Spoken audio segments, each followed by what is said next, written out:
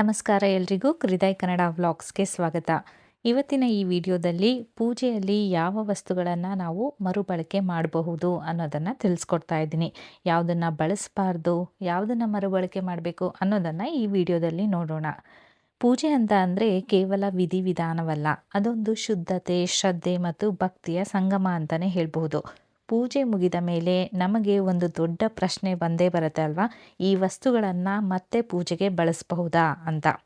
ಇದು ಅಶುದ್ಧವಾಗಿರುತ್ತಾ? ಇಂತಹ ಸಂದೇಹಗಳು ಬಹುತೇಕ ಎಲ್ಲರ ಮನಸ್ಸಲ್ಲೂ ಇದ್ದೇ ಇರುತ್ತೆ. ಮೊದಲಿಗೆ ಪೂಜೆಯಲ್ಲಿ ಯೂಸ್ ಮಾಡಿದ ವಸ್ತುಗಳನ್ನು ಮರುಬಳಕೆ ಮಾಡಬಹುದಾ ಅನ್ನೋದನ್ನು ತಿಳ್ಕೊಳ್ಳೋಣ. ಪೂಜೆಯಲ್ಲಿ ಬಳಸುವ ಎಲ್ಲ ವಸ್ತುಗಳು ಒಂದೇ ತರಹ ಅಲ್ಲ. ಕೆಲವು ವಸ್ತುಗಳು ಶಾಶ್ವತ ವಸ್ತುಗಳು, ಅವು ದೇವರಿಗೆ ಅರ್ಪಿಸಿದ್ರೂ ಸಹ ಹಾಳಾಗೋದಿಲ್ಲ. ಉದಾಹರಣೆಗೆ ಬೆಳ್ಳಿ, ಹಿತ್ತಾಳೆ, ತಾಮ್ರದ ಪಾತ್ರೆಗಳು. ಇನ್ನು ದೇವರ ವಿಗ್ರಹಗಳು, ಗಂಟೆ, ಶಂಖ, ಮಂತ್ರ ಜಪಮಾಲೆ, ಪೂಜಾ ಆಸನ. ಈ ವಸ್ತುಗಳನ್ನು ಬಳಸಿದ ನಂತರ ಸ್ವಚ್ಛವಾಗಿ ತೊಳೆದು ಶುದ್ಧೀಕರಿಸಿ ಮತ್ತೆ ಪೂಜೆಯಲ್ಲಿ ಬಳಸಬಹುದು. ಯಾಕೆ ಅಂತ ಅಂದರೆ ಇವುಗಳ ಶುದ್ಧತೆ ನೀರಿನಿಂದ ಮತ್ತು ಮನಸ್ಸಿನ ಶ್ರದ್ಧೆಯಿಂದ ಮತ್ತೆ ಸ್ಥಾಪಿತವಾಗತ್ತೆ. ಹಾಗಾಗಿ ಈ ವಸ್ತುಗಳನ್ನು ನಾವು ಮರುಬಳಕೆ ಮಾಡಬಹುದು. ಈಗ ಮರುಬಳಕೆ ಮಾಡಬಾರ್ದಂತಹ ವಸ್ತುಗಳ ಬಗ್ಗೆ ತಿಳ್ಕೊಳ್ಳೋಣ.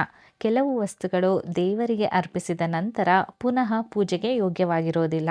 ಅವ್ಯಾವುವು ಅಂತ ಅಂದರೆ ಪ್ರಸಾದ, ಪೂಜೆಯ ನೀರು, ಹೂವುಗಳು ಮತ್ತು ಹೂಮಾಲೆಗಳು, ಶ್ರೀಗಂಧ, ಕುಂಕುಮ, ಅರಿಶಿನ, ಧೂಪ, ಬತ್ತಿ, ತೆಂಗಿನಕಾಯಿ, ಎಣ್ಣೆ ಅಥವಾ ತುಪ್ಪ.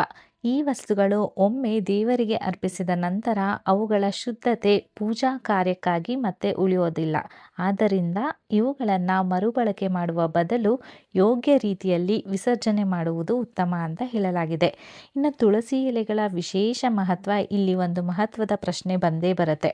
ತುಳಸಿ ಎಲೆಗಳನ್ನು ಮತ್ತೆ ಬಳಸಬಹುದಾ ಇಲ್ವಾ ಅಂತ. ಇದಕ್ಕೆ ಉತ್ತರ ಹೌದು. ತುಳಸಿ ಎಂದಿಗೂ ಕೂಡ ಅಶುದ್ಧವಲ್ಲ. ತುಳಸಿ ಸ್ವತಃ ಶುದ್ಧತೆಯ ಪ್ರತೀಕ. ತುಳಸಿ ಎಲೆಗಳು ಲಭ್ಯವಿಲ್ಲದಿದ್ದರೆ ಈಗಾಗಲೇ ದೇವರಿಗೆ ಅರ್ಪಿಸಿದ ತುಳಸಿಯನ್ನು ಮತ್ತೆ ಪೂಜೆಯಲ್ಲಿ ಬಳಸಬಹುದು. ಆದರೆ ನೆನಪಿನಲ್ಲಿಟ್ಕೊಳ್ಳಿ, ತುಳಸಿ ಎಲೆಗಳು ಹರಿದಿರಬಾರ್ದು ಅಥವಾ ತುಂಬ ಒಣಗಿರಲೂಬಾರ್ದು. ಇನ್ನು ಬಿಲ್ವ ಎಲೆಗಳ ಬಗ್ಗೆ ಶಾಸ್ತ್ರ ಹೇಳೋದು ಏನು? ಬಿಲ್ವ ಎಲೆಗಳು ದೇವರಿಗೆ ಅರ್ಪಿಸಿದ ನಂತರ ತೊಳೆದು ಮತ್ತೆ ಬಳಸಬಹುದು. ಆದರೆ ಕೆಲವು ಷರತ್ತುಗಳಿವೆ. ಎಲೆಗಳು ತುಂಬ ಹರಿದಿರಬಾರ್ದು, ಕಲೆ ಅಥವಾ ದುರ್ವಾಸನೆ ಕೂಡ ಇರಬಾರ್ದು. ಶಿವಪುರಾಣದ ಪ್ರಕಾರ ಬಿಲ್ವ ಎಲೆಗಳು 6 ತಿಂಗಳವರೆಗೆ ಹಳೆಯದಾಗಿಲ್ಲದಿದ್ದರೆ ಅವುಗಳನ್ನು ಬಳಸೋದ್ರಲ್ಲಿ ಯಾವುದೇ ಕೂಡ ದೋಷ ಇಲ್ಲ ಅಂತ ಹೇಳಲಾಗತ್ತೆ. ಇನ್ನು ಕೊನೆಯದಾಗಿ ಒಂದು ಮಹತ್ವದ ಸಂದೇಶ ಏನು ಅಂತ ಅಂದರೆ, ಪೂಜೆಯಲ್ಲಿ ಅತ್ಯಂತ ಮುಖ್ಯವಾದದ್ದು ಬಾಹ್ಯ ಶುದ್ಧತೆಗೂ ಮೀರಿದ ಆಂತರಿಕ ಶುದ್ಧತೆ.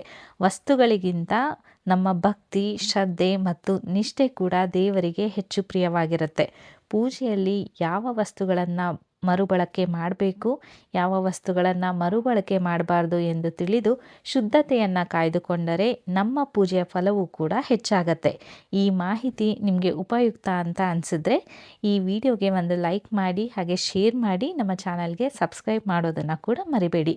ಮುಂದಿನ ವಿಡಿಯೋದಲ್ಲಿ ನಾವು ಮತ್ತೆ ಭೇಟಿಯಾಗೋಣ. ಎಲ್ಲರಿಗೂ ಕೂಡ ನನ್ನ ನಮಸ್ಕಾರಗಳು. ಜೈ ಶ್ರೀರಾಮ್. ಹರೇ ಕೃಷ್ಣ.